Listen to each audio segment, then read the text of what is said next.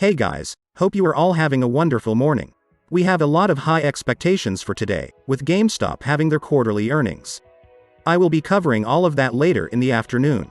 For now, I want to dive deeper into the effects that the housing market crisis is about to bring to the world.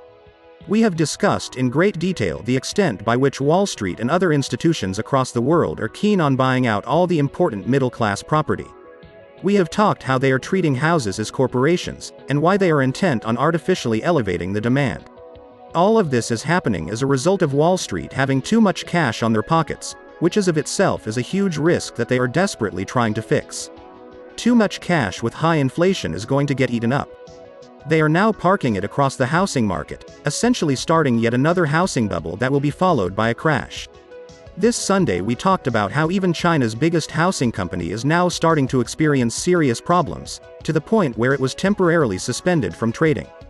South Korea is also following suit as well. What we have not talked about, however, is the impact that these changes will have in the world. What happens when people do not own houses? The answers to this are way more sinister and grievous than you might imagine, because it isn't simply the loss of generational wealth, but rather the onset of a much more severe outcome, which we are unfortunately already starting to see unfold. Big shout out to Lehman Stone, whose work greatly inspired me to make this video. I don't want to waste time, so before we get started with today's segment, let me quickly disclose and state that I am not a financial analyst or advisor, and that all contents discussed in this video are provided as opinions. All efforts are placed to better understand the nature of the current market in anticipation of the greatest squeeze in financial history. Everything presented is evidence I collect, and all opinions are based on research, experience and knowledge on the matter. Shout out to all my Patreons and one-time donors, who continue to support this channel. Buckle up, because we have a lot to discuss. I want you to look at this image, and I want you to look at it very closely.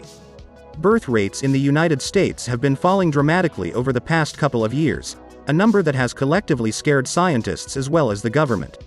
As you might imagine, many experts have been looking tenaciously for the causes keeping people from wanting to have kids. Some eggheads have pointed to a lack of religious upholding across communities. Others claim it's the new pet obsession driving lazy people to not want to commit to fostering families, and even some have argued declining marriages.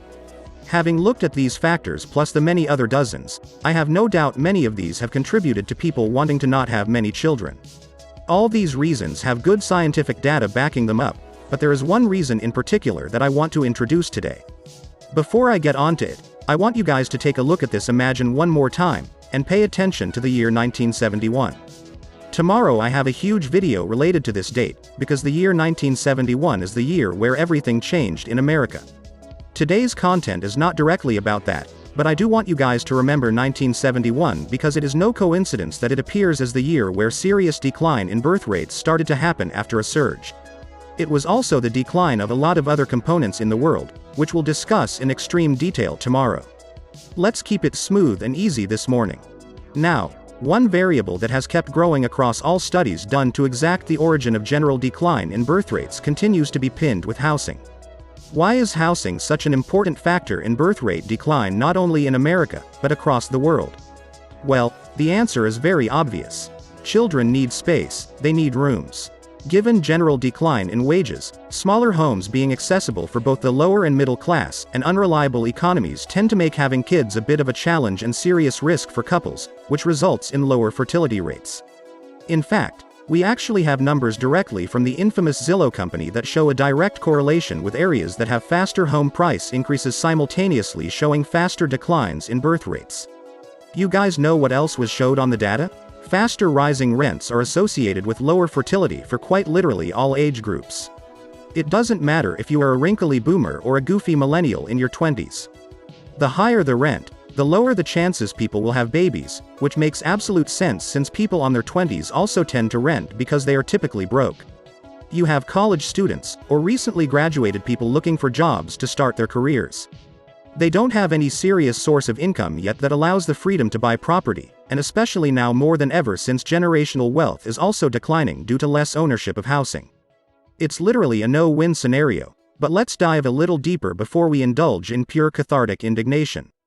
Looking at the data closer, we see that increasing home prices reduces birth rates for younger women, but for women in their mid to late 30s, there tends to be a slight increase in fertility the higher the prices are. I want to now drive the subject to a bit of an uncharted territory. I want to talk about young people, and the ever-growing challenge that forces them to have to stay living with their parents during peak childbearing years. Over the years, stagnant wages along with the rising cost of living have done tremendous damage to the ability for young adults to sort of become independent from their parents and move out. Studies looked at women aged 22 to 35 living with at least one parent from the year 2000 to 2016. The numbers increased from 8% to slightly over 16%, doubling in just 16 years. The same study group was measured to see the average number of rooms per house as well as the average number of families per household, which also indicated growth for both of them. These figures are incredibly scary, but before I get to explain why they should be terrifying for everyone, let me dive a little more into stats coming from house availability. Studies performed in the United States identify states where zoning, a concept we talked about just a couple of days ago. Funny enough, when states engage in restricting construction of new houses, a problem I have made 2 videos on, it was found to directly reduce birth rates, in particular for women in the 20s.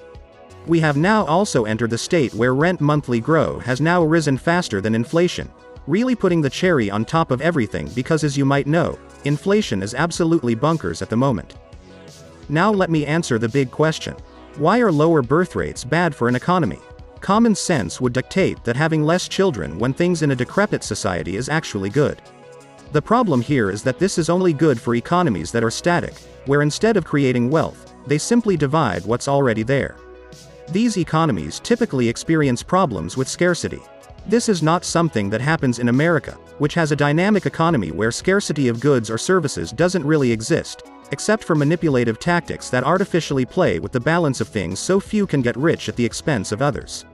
As experts have pointed out, American economy finds one of its key strengths in its relatively high birth rate in comparison to Europe and Japan. It keeps the population young on average. A growing population is actually amazing for our economy when rising productivity reduces the amount of resources required to produce a given amount of output. But we are finding it increasingly hard to keep growing the population, as the economy is not benefiting younger people to have babies. Furthermore, we need rising birth rates because they will be needed in the workforce to be able to pay for services such as Social Security. If we don't have enough people on the workforce, this could collapse, which it already is and will completely fall apart as it has way too many problems. Japan is notorious for the serious problem getting people to have babies, because the new are not enough to replace the old, and the government is facing challenges that range from both economic and cultural. There is very poor work-life balance in Japan, and as such men typically don't have time or energy to focus on dating, which leads to fewer birth rates. Here in America, it appears we are trying to compete with them by letting our economies collapse under the weight of greed from Wall Street. One of the things I mentioned in the beginning was that one of the forces that many point to as to why people are having fewer babies is because newer generations are substituting babies for pets. This observation is not entirely wrong, it's just that the causation is not properly placed. You see, with housing being treated as commodity by Wall Street and friends, and rising living conditions increasing by the month at record levels, many people have had to refrain from dating and having kids.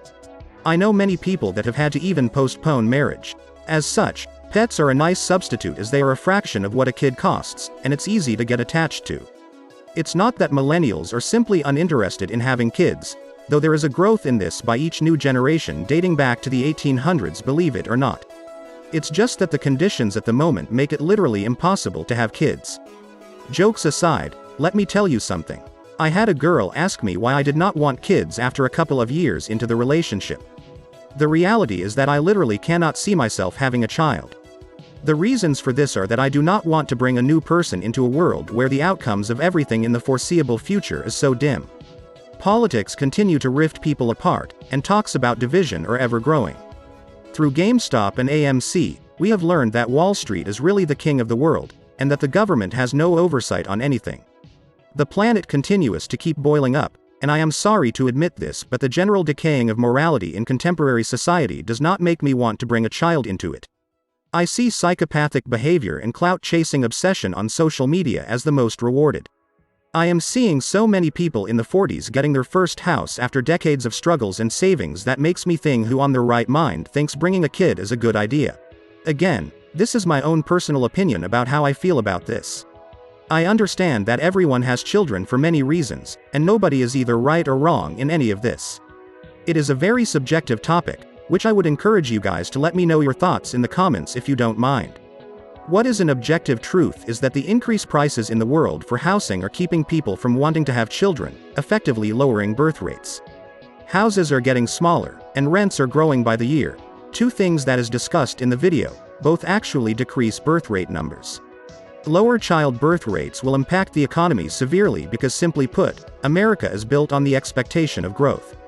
Our economy only knows continuous growth, and what's happening right now is that the rate of this growth is slowing. America is not equipped to handle the serious conditions that this will have across the global economy.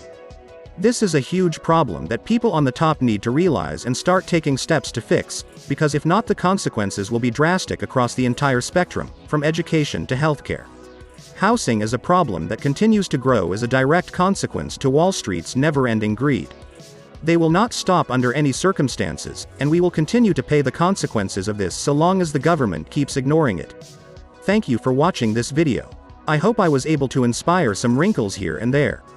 Do let me know what you thought of the video and what your stance is on having kids. Do you think I am wrong in my thinking, even if you disagree with it, or do you think it's a totally acceptable and rational decision? If you want to help this channel, I have provided links which will be in the description for donations and a Patreon if you would like to pledge a monthly donation of any kind. This support really goes a long way for me, guys. All money is spent on improving equipment and other parts of the channel so that we can continue to upgrade the quality of Simulate and Trade. It is my source of income as I am doing this full-time now. It makes a huge impact and difference, so if you are able and willing, do consider it. I shall see you guys later today on the afternoon recap video, so stay tuned for that. Until then, buy the dip, enjoy the rip and to the moon.